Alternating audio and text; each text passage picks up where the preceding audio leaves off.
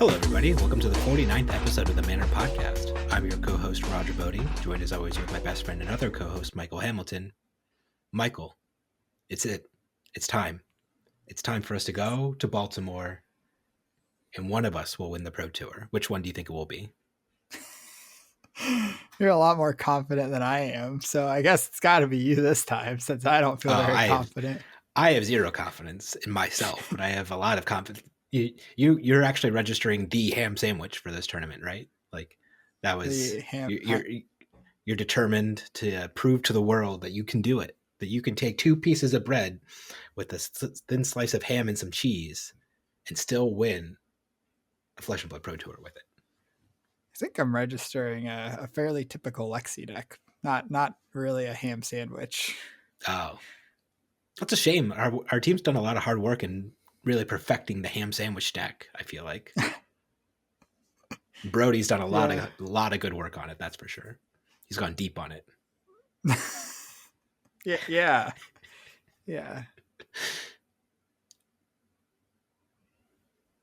So, anyways, did I throw you off with my ham sandwich deck building? You did metaphor. You did. I got to keep you on your toes, buddy. You know, I can't never let you expect, what I got to bring to the table here on the podcast. Mm-hmm. I see. So, go ahead. You go ahead. Oh, I am wholly unconfident in my choice. I have waffled as much as one possibly can waffle in the past week. I was like, I'm going to play Oldheim, and then I was like, I'm going to play Viscerai, and then I was like, I'm going to play Kano, and then I was like, then I'm going to play Icelander, and then I was like, I'm going to play Tree Frog Dash, and then I was like, then I'm going to play Bolton, and I beat up our Oldheims with Bolton a whole bunch. That was real good. And then I played an Lexi, and I couldn't ever possibly even theoretically win a game. And then I had to put back down Bolton. And then I looked at Dromai, and then I was like, nope. And then I came all the way back around to Oldham. And look at that. We're playing Oldham at the Pro Tour. Crazy. Yeah. Yeah. It's actually like we put in a lot of work on Bolton versus Oldheim going into Indianapolis. So like, it doesn't surprise me that you were beating up the Oldheims with Bolton. Similar things going on. The Oldheim decks shifting even more to fight other things that are not Bolton. Mm-hmm. Makes sense. Just beat them up. They don't have any more ice cards. There's no more, really scary things happening. They just kind of are like, oh, I'll attack you with some vanilla amount of damage. Hope I don't crush you. And you're like, oh, I have 1,000,003 blocks. I'll block. And then you just get good value turns. And if they ever swing their stupid hammer, you just combo them and kill them. And then you win the game. Bolton favored in Oldham. I'm not even being like a little facetious about that. But that's just if you know the Roger Bodee ways on the hero, I guess. But you're not playing Bolton because you think there will be too many Lexis? Yeah. If you could promise me before the tournament I was not going to play against a Ranger, I would take Bolton as a heartbeat. I would snap lock in Bolton if you could promise me that I would never play against a Lexi the whole tournament. Yeah, that seems like a really deceitful promise to make. Yeah. Because I think we're both on the same page that Lexi's going to be the most played deck now, right? Yeah. I think Lexi's definitely the deck to beat. I think she has the strongest card pool right now with the new cards. And she was not that far away before. We kind of talked about it at Indianapolis. She was like barely outside of the top 8, and like Voltaire plus a bunch of very powerful arrows is a good recipe. And then they gave her some very messed up cards. So yeah. Okay. Codex of Frailty. Who came up with that one? I think really, I think the more I think about it, the more they should just have banned every single majestic weapon out of Tales of Aria. Duskblade, banned. Winter's Wail, banned. If you really want to nerf Lexi, if she's becoming an oppressive deck that we actually need to worry about, just ban Voltaire. She's fine. Like, Voltaire's kind of a messed up card. Is it? Yeah, because it's an instant. I think arrows are not balanced around Voltaire's existence more than Voltaire is inherently broken. Paying a resource to put your card in Arsenal and give it go again, It doesn't sound like a very powerful weapon to me, even if you get to do it twice in a turn. Sure, yeah, that's fair. Like the whole Ranger class is not balanced around Voltaire. That I can give you that. But like if they are designed and balanced at a certain power rate, and the Voltaire is what pushes them out to a problematic level, that makes Voltaire a problematic card, right? Yeah, I think the biggest if ice thing cards that's didn't exist, Winter's Whale would suck. So I mean, like, I don't know what your point is here. If non-attack actions didn't exist, Duskblade would be fine. Sure, I think the arrows like are just inherently very powerful though. Like right, like a lot of the arrows, like endless arrows, sure a card. Can you imagine? Like if it wasn't an arrow, if there was just a card that was like endless attack, it's just like snatch that blocks 3 and always draws this 3 block snatch instead of drawing a random card. That'd be very, very good. Mm-hmm.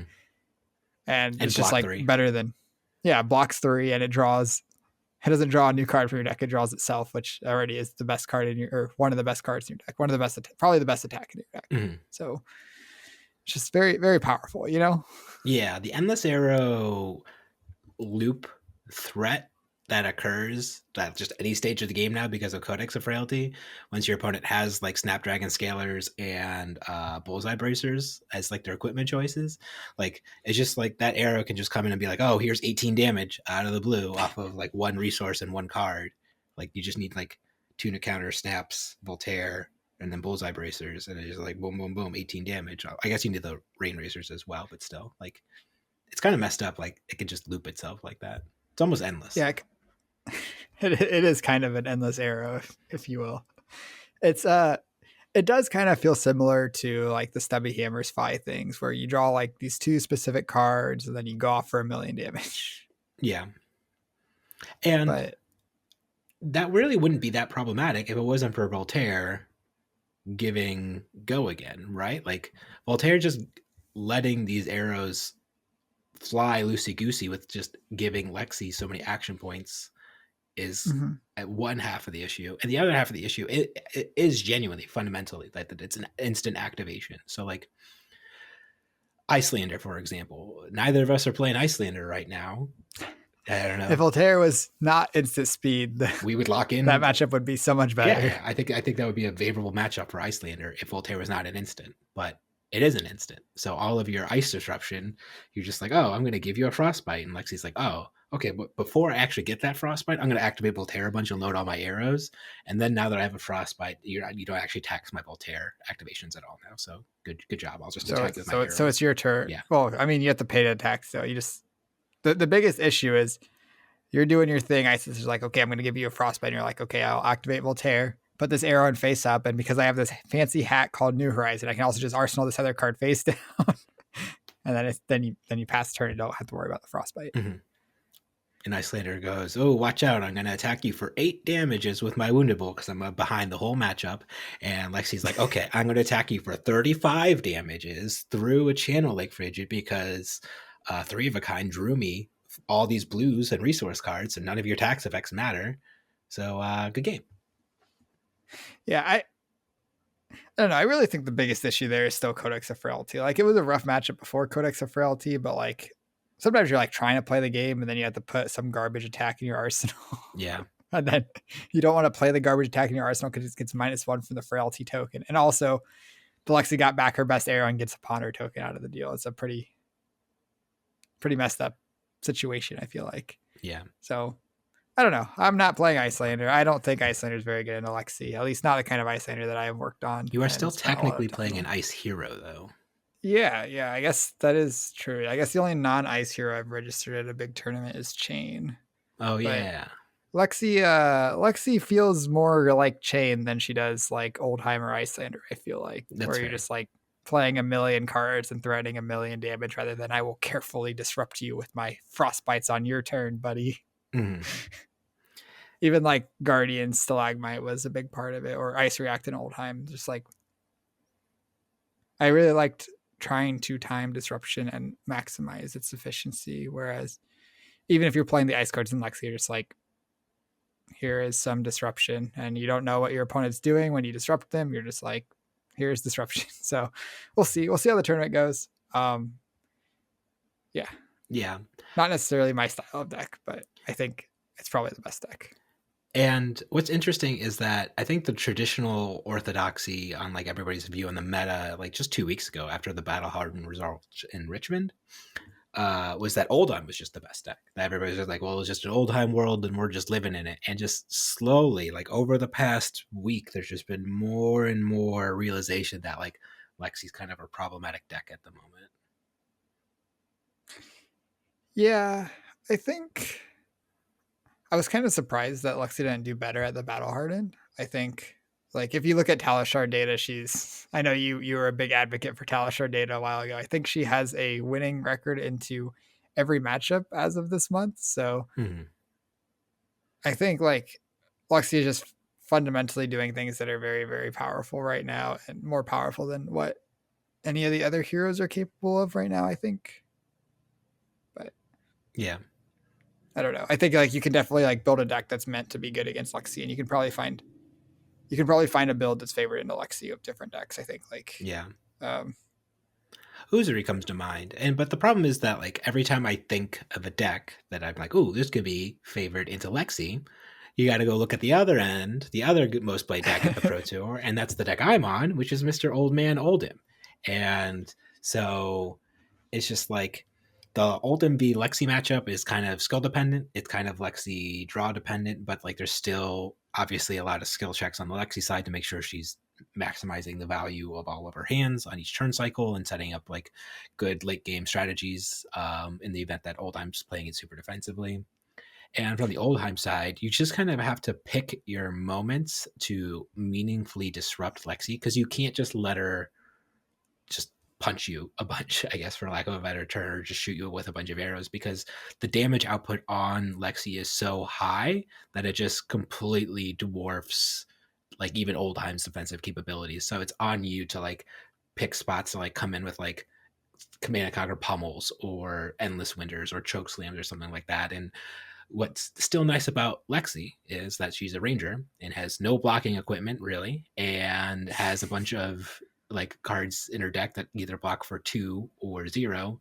And if she's blocking with a bunch of arrows, that means she's not attacking with those arrows. So there's New Horizon blocks for 2. Lexi can block. Hey, if you want to block for New Horizon against me, buddy, go ahead. Knock yourself out. That's one of the weirdest parts about Lexi. You're like, okay, I'm at 5 life. Can I find a window where I can get my arsenal empty so I can block for 2 with my New Horizon? You're doing it, man.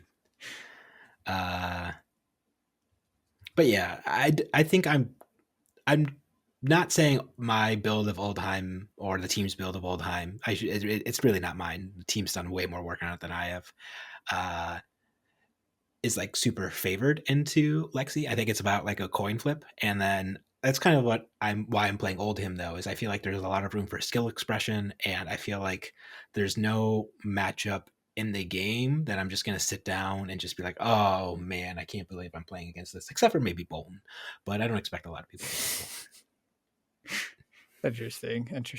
Yeah, I think I've always felt like Oldheim can be at least reasonable into whatever he wants outside of when Prism was a deck. And I think Dromai can be built to beat up Oldheim too, if the Dromais really want to beat Oldheim. But that's a whole nother conversation that I know you don't believe in Dromai at all. I mean, if we want to have the Dromai conversation for the millionth time, it's just like,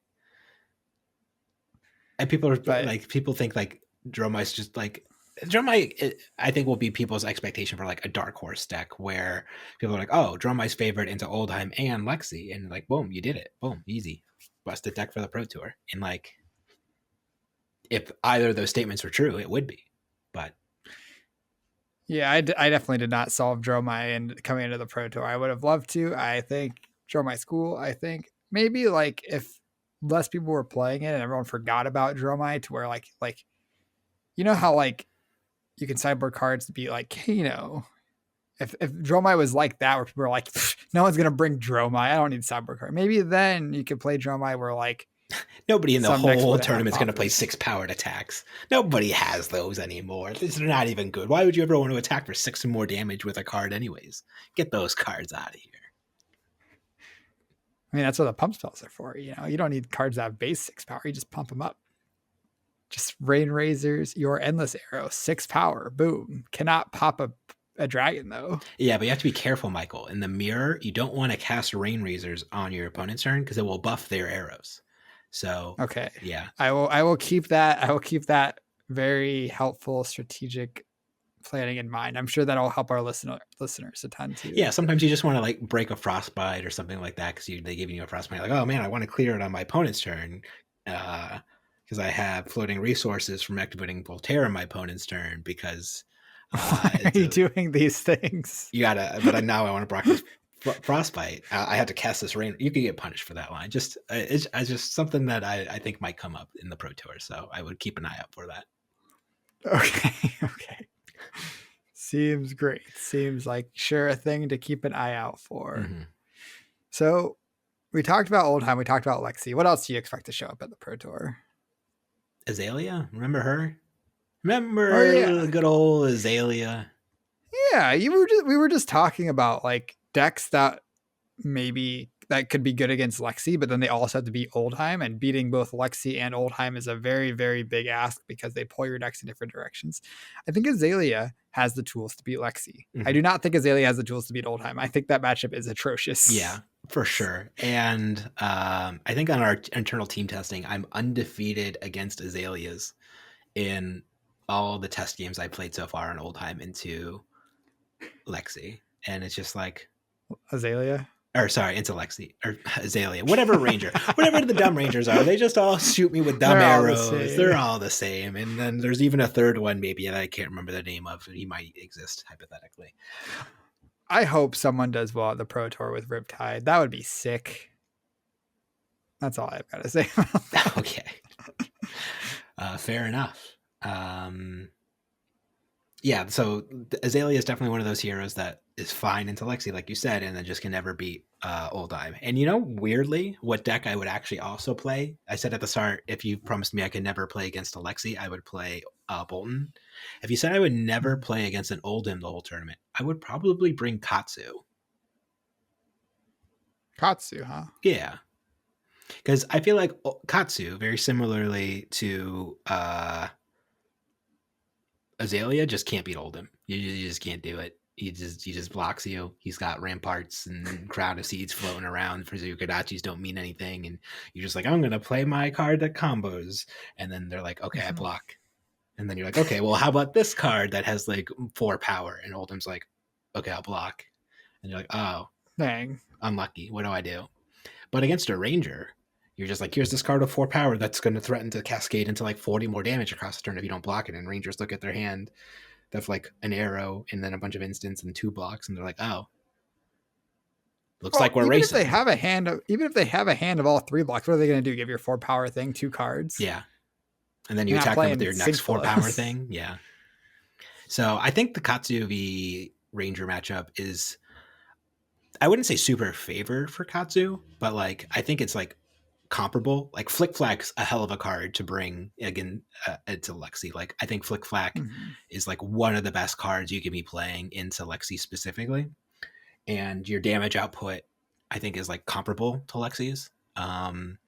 Azalea is a bit tougher, but you're going to get windows against Azalea, and I think she actually blocks a little bit worse than Lexi because she typically doesn't run 3 of a kind, and that's usually how Lexi can bail out like her hands that she's forced to block with. She can just go like 3 of a kind. I have a 5 card hand anyways, whatever.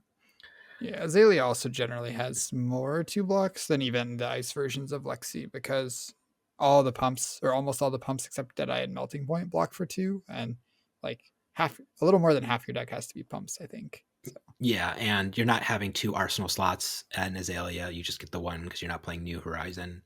So I think that matchup's been fine in my experience. And then I think across the rest of the field, like you can just, the damage output on Katsu is like significant, assuming that like they're not Oldheim and they just have this wall of defense that just stifles your combo like completely. And honestly, if somebody figured out the Katsu v Oldheim like matchup, I think that could be like, that's the deck I would hope the most like breaks out in the tournament. I would be really excited for a deck like that to come out. Yeah, that makes sense. Because I know you were working on Katsu for a while, right?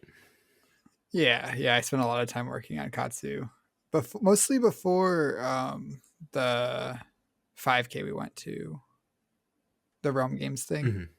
I spent a lot of time working on Katsu, and then I was like, oh no, I can't figure it out. And then I switched back to Icelander. And then I worked on Katsu a little bit after that, but it ultimately ended up not. I actually went like, I had a wild ride of what hero I thought I was going to play for a while. I was like Katsu, and then I was like, there was something else that I don't even remember what it was. And then it was Oldheim. And then like 3 days ago, I'm like, nope, Lexi's the deck for me. It was like Icelander, and I think Dromai was there for a minute. I think That sounds right. Yeah. Those both sound like heroes I was thinking about playing. Yeah. Whew. Yeah, we both had quite the rides to get here. And that's why, I think, you are obviously expecting to win the Pro Tour. I have no expectations, though. I'm just gonna. Did you say I'm expecting to win the Pro Tour? Yeah, we all know. And what? No.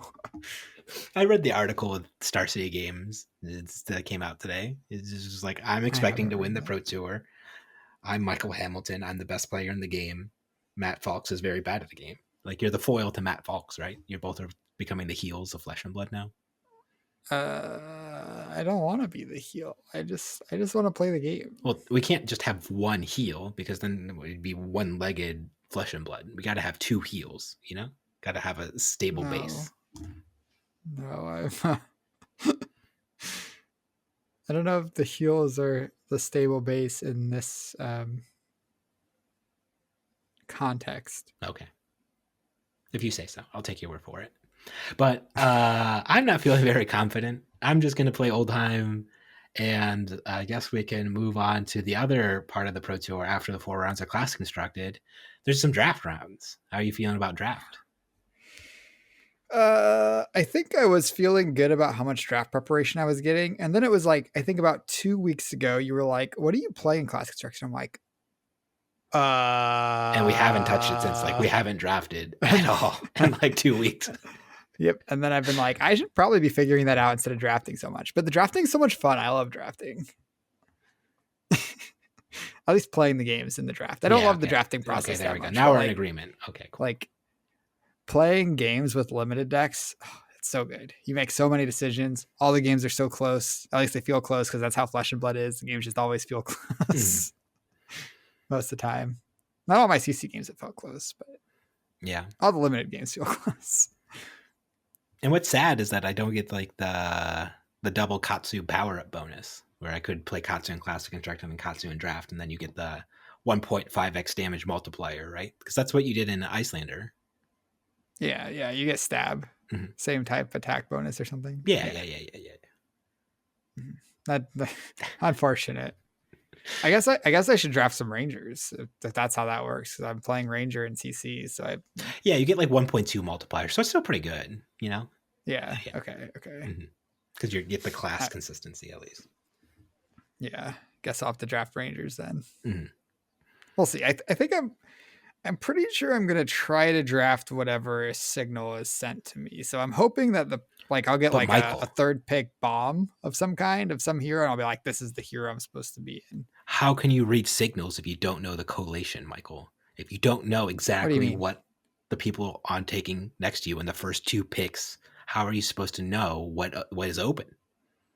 Well, if you get like a card that is very, very, very good for a specific hero, pick 3, then that hero is probably open regardless of what the correlation of the packs are.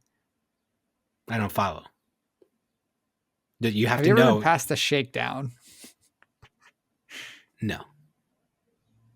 Have you? Okay. No. But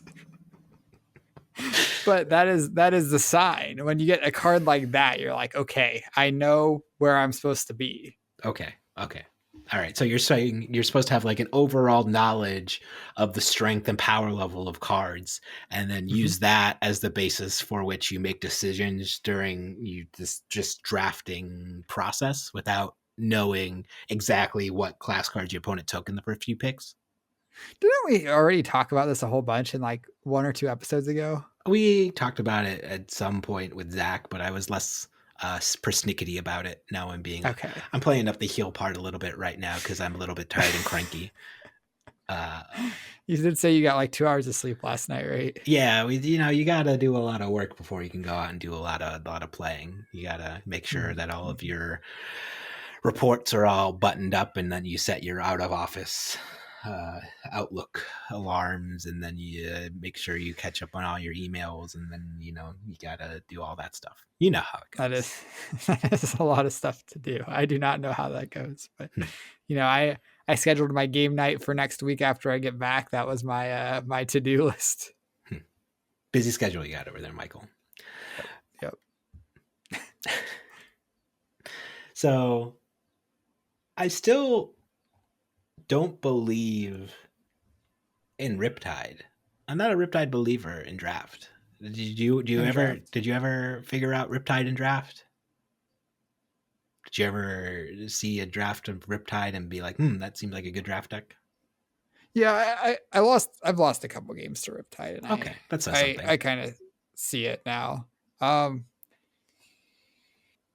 If I'm drafting Ranger, I definitely personally feel more comfortable playing Azalea than Riptide, so I'm more likely to play Azalea than Riptide. But if it's like traps that are coming in the Riptide cards, and I end up with 36 good Riptide cards, I don't know. Maybe I'll play Riptide. I also might just play Azalea. I like Azalea. I definitely need to practice Azalea more because I've done when you're playing Azalea, you have to track the cards you pitch so you can Azalea into your arrows in the second cycle. And I've done that on Talishar, but I think it's gonna feel a little bit different doing it in paper. So yeah, need to get a couple reps of Azalea draft games. So this will come out sometime Friday afternoon before maybe I'll try to post it right before we start drafting. So I'm just gonna force Ninja. I'm just gonna take all the back heel kicks I can get my hands on, dude. I want all the 0 blue block 3s. Give them to me. Give them to me. We're gonna Kadachi him. That's the plan. That's the secret busted draft strategy that's nobody's gonna see coming. Pack one, pick one, blue back heel kick, windmill, slam it. You did it, buddy. Right? Okay. You're on the same page. I know. I learned the strategy. You taught me how to do this. I learned from Michael Hamilton. I learned it from you, Dad. My blue block 3s. I've always been a big advocate of blue cards that block for 3. And ninjas in particular have less options for blue cards that block for 3. So the ones that you have access to are quite good. Yeah, it's not like you're I do assassin. not know if I would pick one, pack one, a blue block 3 though. It wasn't good for me when I was doing it before I let the whole table know what I was doing. That's why I can't let the whole Pro Tour draft pod know what I'm doing until it's too late. Now everyone's gonna know. Everyone's gonna know Saturday. No, they won't. Nobody. Who's gonna go out Friday night and be like, "Oh, I can't go out have dinner with you guys. I gotta go and watch the Manor podcast." You think people are that much of a fan of you, Michael? I mean, come on, guy. I think putting that information out there before sometime on Friday, there's gonna be a lot of people that listen to this Friday night, maybe people that are not at the Pro Tour, and share things with people at the Pro Tour. I think there is definitely if that is actually your plan, I think there is some cost to putting that out into the world. Maybe it won't actually be my plan. Maybe I'll just force Riptide the whole time now. I thought you didn't believe in Riptide. Exactly. And I don't believe in Dromai, but that's why I'm actually secretly registering Dromai for Classic Constructed and forcing Riptide in draft, Michael. You got to throw them off. Uh-huh. Yeah. Uh-huh. You gotta duck and weave. That's why you're secretly playing Levia. I'm playing Lexi. We're gonna shoot. We're gonna activate. We're playing Voltaire Lexi. Spoilers. We're gonna activate all of our Voltaire, fire some arrows, play some 3 of a kinds and some rain razors and some endless arrows. Pew pew pew. Okay. Good times. Yeah, sure, buddy. Codex of Frailty too. That card. You didn't just buy a gold cold foil romping club. Okay, real talk. Mm-hmm. I think Rhinard. Wait, you said you were talking about Levia. I'm not playing Levia. Levia sucks. Oh, so you're playing Rhinard. Okay. Not even sure, Ethan's playing Levia. So yeah. So tell me about your sick Rhinard deck, dude. Okay, so remember how Guardians have the stupid Titan's Fist weapon now? Mm-hmm. Just you have to pitch a specific blue to swing for 4. Romping Club, it doesn't matter what. You can pitch a yellow and swing for 4. You can have a Frostbite, you pitch any blue, you swing for 4. Yeah, but that's a two-handed weapon. And you know how Guardians have this other hammer that you can just pitch any blue and swing for 4? It's like they're like the same thing. No, but you can pitch yellows with the Romping Club. And if you discard a card first, somehow it swings for 5. I don't know how you're going to discard a card and have go again, because that's not a thing that Bruce can do. But it does swing for 5 if you roll the Scabskin Leathers. You just roll the Scabskin Leathers, and then you always get 2 action points, because the average is like 1.5, 2 action points. But you just round up the whole time. You forget about rounding down. You just round up all your averages. And you always get 2 action points, and then you're good to go. You just ask your opponent politely to round up all your dice rolls. Scabskins hitting 2 action points, pitching a blue for what's the card called that you discard a card and then draw a card? Savage Feast. Mm-hmm. Scabskins hit for 2 into Savage Feast and a Romping Club. That's like a 2-card 11. Wow, that's pretty good. 2-card 11. Can you think of any other decks in the format that can 2-card 11? Codex of Frailty is like a 1-card 8. It's pretty easy to get to 2-card 11. Yeah, I don't know. I guess we'll see. But I'm not expecting Rhinard to have a big breakout tournament. I don't think so, though. He did win the calling at the last World Championships. Maybe he'll win the calling this weekend. That'd be pretty cool. I would have to see. I imagine he just suffers from the same problem he suffered into all of, like, the aggro decks before, like Phi before. Like, I imagine Rhinard v Lexi has to be like atrocious for Rhinard, because your damage output's just so much higher than him. While she has disruption, and it's not like. Do you think Lexi's damage output is like comparable to like Stubby Hammer's Phi? Like, you talked about it a little while ago, but like it might actually be kind of close. I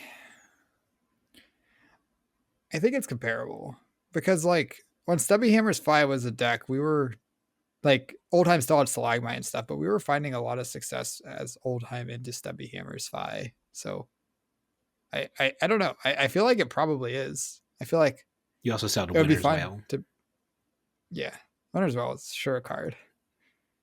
And Pulse of Eisenloft. Did we have Pulse? Yeah. With Stubby Hammer's Phi, you 100% have Pulse. Pulse wasn't banned until that fall. Okay. And those were good times when you just got to put your Stalagmite in front of their thing. They're like, all right, here's my 3 pump spells. All my attacks are going to get +3. And you're like, here's a Stalagmite. And then they're like, oh, dang.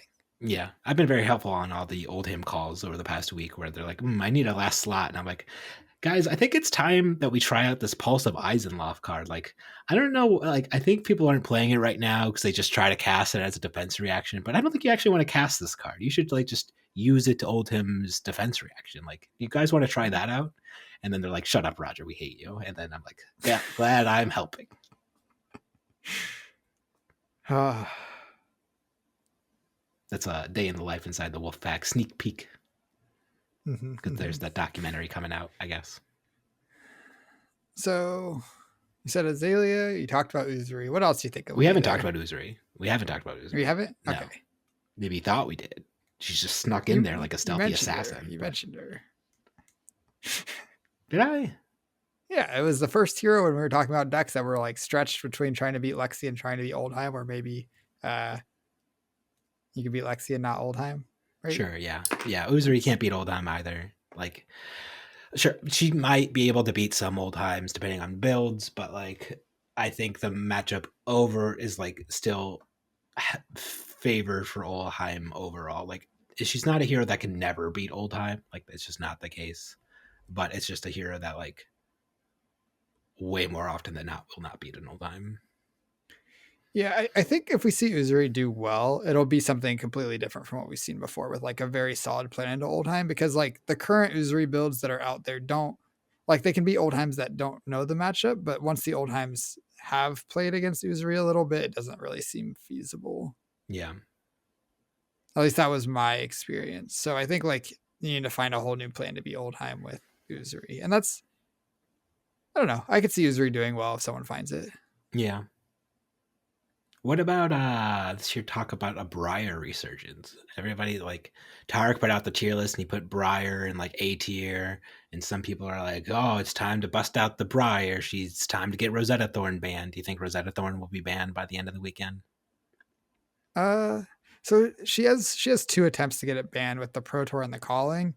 I would give it more than like a 10% chance. Like if I was like able to place a bet on More Rosetta than Thorn getting 10%. banned, I would give it more than 10%, but that it wins one of the 2 tournaments. That's I would a pretty not go high percentage. I wouldn't go way higher than that. But so I think Briar is significantly favored into Oldheim and reasonably behind Lexi. So you just like need the bracket to work out where you don't play into too many Lexis and you get to face all the Oldheims because Briar pretty good against Oldheim now. Yeah, and then you can play the other Rune Blade, Viserai, where you're like significantly favored in Oldheim, but can never beat like the Rangers. Yeah. I don't know. I don't want to talk about Viserai too much because that's the other secret team deck. Yeah. I was on Team Viserai. I was there. I was inside the trenches with Zach, theory crafting, coming up with tech, trying to figure out any world and way where we could make it feel like we could hope to coin flip into Lexi. And they thought maybe there was a chance. And I could never, I think I'm like 0-8 in that matchup. It like Viserai v Lexi, and I was just like, this is not the deck for me, and I put it down. Yeah, that's why I put Oldheim down. I was like 0-8 into Lexi, and that's why I jumped ship. Yeah. I could not do it. For what it's worth, I think like our team's builds of all of our decks are like very good, and it's been really rewarding working with them.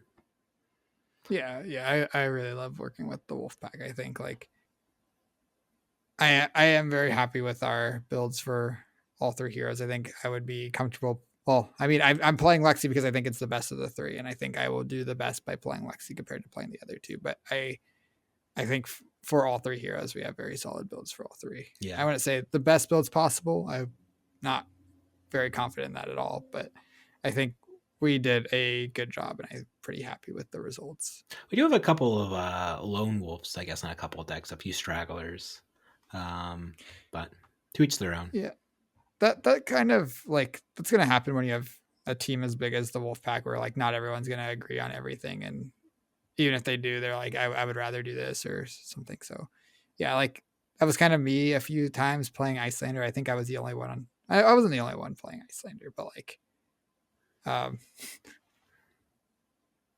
feel like I tried else to played Icelander like the past week. Week. I almost played Icelander up until different like 3 days choices. Ago. I mean, like, yeah, okay. I don't know.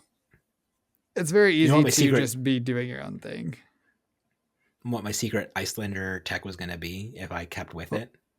What was your secret Icelander tech going to be? To 100% win against the Rangers, Aetherize.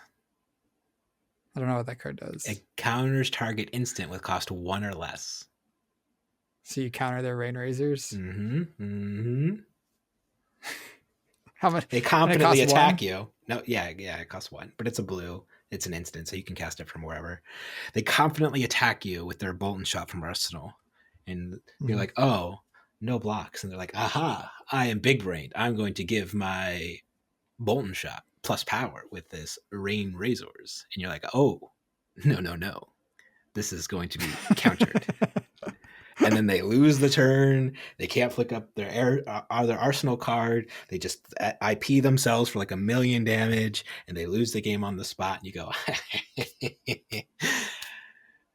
that's how I envision in my head, at least. Mm-hmm. In reality, they're just going to play like 3 of a kind, and you're going to look at the Aetherize in your hand as they're attacking you with just like 5 power arrows, and you're just like, oh, I can't block because I have this instant that doesn't block. Like, here is my Heat Seeker with Go Again. Yeah. You're like, dang, that would be a nice one to be able to block, but my card doesn't block. Yeah. I think if Lexi was on like 8 instants, like if they played like Rain Razors, they wanted a lot of Lightning Press effects, maybe some Art of Wars, that kind of stuff. Like, and they were like also were You can counter relying. their blink. You can counter their Oasis respites too if they were like on that for like to like really get you back. But that's not the world we live in, and I don't think 3 targets for my counterspell is enough targets in their deck. So I agree. I do not think 3 targets is enough targets. I played Blink in my Lexi list in like a year ago. It's like a card you can play when you need to get more action points to get past Arclight Sentinel. Yeah, dude, it's sick against Arclight Sentinel, but like there's not a lot of Arclight Sentinels floating around, unfortunately and fortunately, depending on who you ask. Give it a couple months. It'll be back. No, it's a Prism specialization. I guess if they specifically remake a Prism, but like I can't imagine. Oh, they're going to give us a non-Prism Light Illusionist, so there's no more Arclight Sentinel. That's so smart. That's a good idea. Yeah, I would. Is Herald of Erudition also a Prism specialization? Yes. Oh, perfect. Yeah. The biggest 2 annoying cards out of light. Yeah, if you think about it, like if you just take away Luminaris, Arclight Sentinel, and Herald of Erudition, like those are like the 3 reasons to play Prism. Like everything else was just kind of built around that package.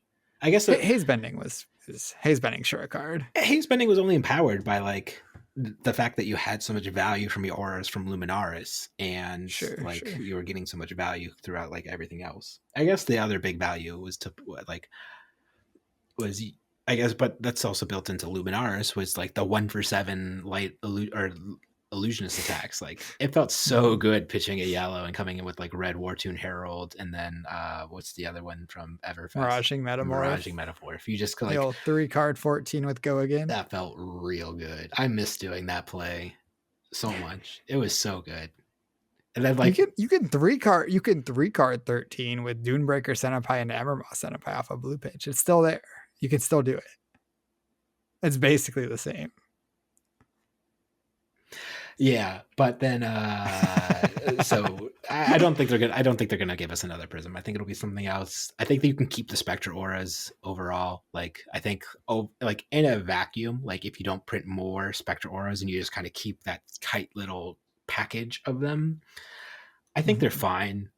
It'll like it's not a design space that I think they're even looking to open up a lot more with like more 4-cost light Spectra auras. It's just not something I would keep doing because it just doesn't seem super fun for a lot of people.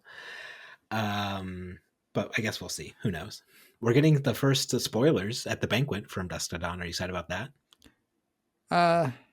I'm very focused on this tournament, and I don't know. It'll be cool to see what they share with us, but mostly just ready for the tournament this weekend. Yeah, and we have a nice dinner date booked with James White on Friday, right?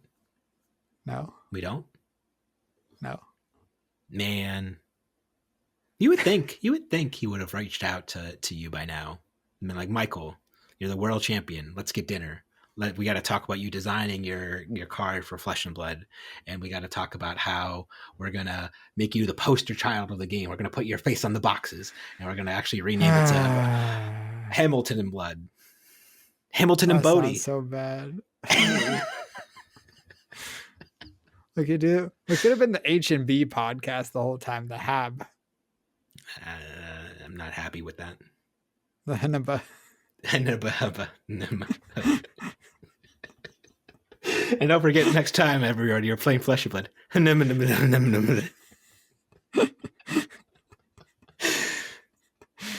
Okay, I think we're starting to go a little off the rails again now, huh?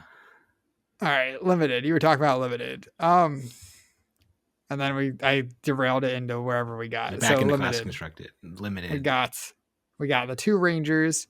You like your 3-block ninja decks. What about Assassins? You gonna play any Assassins in the Pro Tour? They're there. I feel like Assassins so over. Like, I would play draft. Like, honestly, if like Assassins open at my pod, sure, I'm fine with it. But like everybody effing all the time just wants to draft nothing but Uzuri and like Arachne the whole time. They're just like, oh, I got to take all the assassin cards now, and it's like, what do you? Okay, sure, all right. Everybody at the pod thinks that, and then like the ninjas just go off on their own, and then the Rangers go off on their own. There's like usually just 4 assassins at a pod, like pretty consistently, and then everybody else is just happy. Yeah, it kind of, I feel like it's been that way kind of consistently in this game, where the heroes that are at their best or the best sealed heroes generally are like significantly overdrafted. Like we saw it in Tales of Aria, where Briar was the best by far in sealed, and then like at both Cincinnati and the other limited calling that we didn't play in, Briar was just like super overdrafted. We saw Oldheim win the first limited calling in a pod with one Oldheim and like 5 Briars or something. That was sick. That was a good deck. Then at Cincinnati, I think it was better. Briar was still pretty heavily drafted. Mm-hmm. And then in Uprising, Fi was by far the best in sealed. We saw Fi like be by far the best sealed hero and the most consistent. And then in draft, Fi was like pretty overdraft to the point where people were like forcing Fi is the best. You should always play Fi no matter what. But that's just like not not the case, where like the other heroes were both very good. I think Icelander is super good in that draft format, obviously. And Fi was fine. He was the best in sealed, but just fine in draft. And you could have some pretty crazy Fi decks if nobody was drafting Fi, but if there were 3 or 4 Fis at your pod, your deck was not going to be that good. Yeah. Especially 4. So I think Assassins are in the same spot. Uzuri was the best hero in sealed by pretty noticeable amount. And I kind of think people over account for that in their drafting, and are kind of like, it's not safe to be an Uzuri if there's 4 assassins at your table. Your deck's going to be bad. You're going to lose to the ninjas. You're going to lose to the rangers. Yeah. Like it is what it is at that point. But like I said, I metagame for draft. Like I don't want to play assassin because I feel like it's going to be so overdrafted. If that's not the case and it appears open, I'll try my best to read the signals somehow without knowing the collation of the packs. But yeah, at the end of the day, I just want to draft my seat. Yeah, I think I'm really hoping to get a strong signal to be ninja or ranger kind of early in pack 1, where someone passes what I consider a very good ninja or ranger card, and I can just be cruising in my lane the rest of the time and being content drafting that whatever the people to the right of me say they do not want to be. But if assassin seems open, I'm happy to draft assassin too. That has not been my experience so far. That it's been reasonably open. So I toyed with this strategy in our last draft pod actually, and I might try it again. And like if we do some practice drafts for the Pro Tour, and that's sabotage drafting, where like you send a signal early where it's just like, oh yeah, here, have a shakedown or something, like a very strong signal to be in a hero, and then you like passing left, and then you just take all the cards for that class and like for the rest of like the draft for the rest of that pack, and you just like, and they're like, oh well, I still have the super strong card, and then like coming back you'll be a little bit weaker, but then pack 3, like the distribution of the heroes should work out such that you're like the first hero in that seat, hopefully, and you just completely ruin like the next 2 to 3 people's draft like behind you at that point. Yeah, if drafting like that is a perfect way to make sure the players to the 2 or 3 players to your right and not to your left are winning the pod, because your deck's going to be worse than it would be if you were in the same class as the person to your left, and their decks are going to be worse. So like that's a great way to make sure the person to your right wins the pod, or help the person to your right win the pod. I don't think the person to my right won the pod in that draft. I think I won the pod in that draft.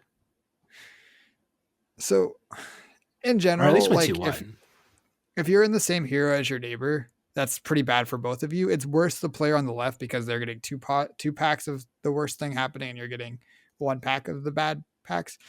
If you're the only 2 players in that hero, it's still going to be fine. You'll be okay. But it's really kind of sketchy if someone like 2 or 3 seats down from you also ends up in that hero. Then you're just like, your deck's going to be pretty bad then if there's just 3 people in your hero, and your pack 2 is going to be awful because the person next to you is in it. Yeah. So it can be fine to do that if you like, maybe in your first pack you pass a really good ninja card, and then in your second pack you pass a really good ninja card, and then the third pack you're like, there's another really good ninja card here. Maybe I'm just supposed to be ninja. Then you can move in, and sometimes you and the person next to you are be the only 2 ninjas. That's fine. Yeah. But moral of the story is, don't sit to my left on draft, maybe. but I'm gonna try it out. I'm gonna test the waters in some practice drafts we have lined up before the Pro Tour and see how it goes. And if it winds up being real bad, I'll come off it. But like the old sabotage draft and outsiders, it feels very on theme for the set. You actually make the draft itself a trap. Yeah. The biggest thing though, like hurting your neighbors doesn't really help you very much because like you're hurting just like hate drafting. You're hurting one. You're hurting one of 7 opponents, which like sure, like your average opponent's gonna be slightly worse because this one of your 7 opponents is worse. But like that's someone you're not even gonna play until round 3. The person to your next to you because of how drafting goes. So like the people that are like next to you, you're only 1 in 4 to play against them basically, because you can only play one of the 4 people that is next to you or the seats 3 away from you on each side. So like in 1 in 4 drafts, you will play against this person basically. And if their deck's bad and your deck's good, you probably will never play against them because they're going to be at least 1-1 or 0-2 and you'll be hopefully 2-0, but possibly 1-1. So like, I don't know. I think sabotaging or hate drafting and stuff like that is something that is not actually very useful to do in a game because it's like in Mario Kart. You'd rather have a mushroom than a shell because you'd rather boost yourself. You don't care about hurting one of the random 12 other players. In Mario Kart, you want a fucking rubber band. You want to like be last place. Yeah, until like the last lap, and then you fucking throw all the blue turtle shells, and then you cruise on first. You have to the blue turtle shells suck. They hurt the person in first. You're in last. That doesn't even affect you. But if I hurt the person in first enough, I'll catch up. And or you could just get like a bullet bill and a star, and you'll be in first because you got 2 broken things that helped you. You clearly don't know how to play Mario Kart.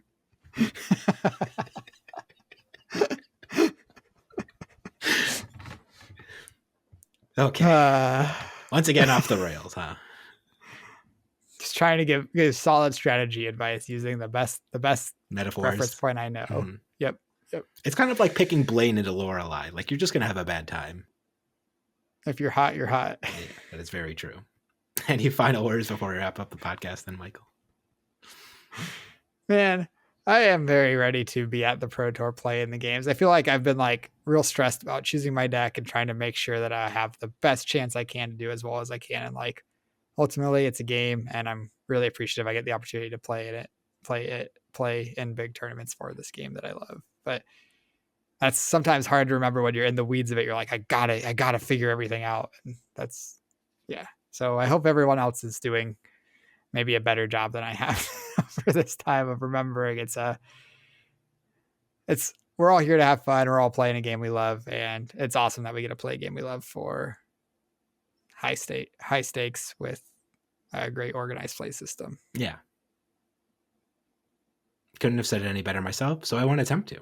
So the next time you're playing Flesh and Blood for high stakes and a great organized play system, always remember to mind your manners.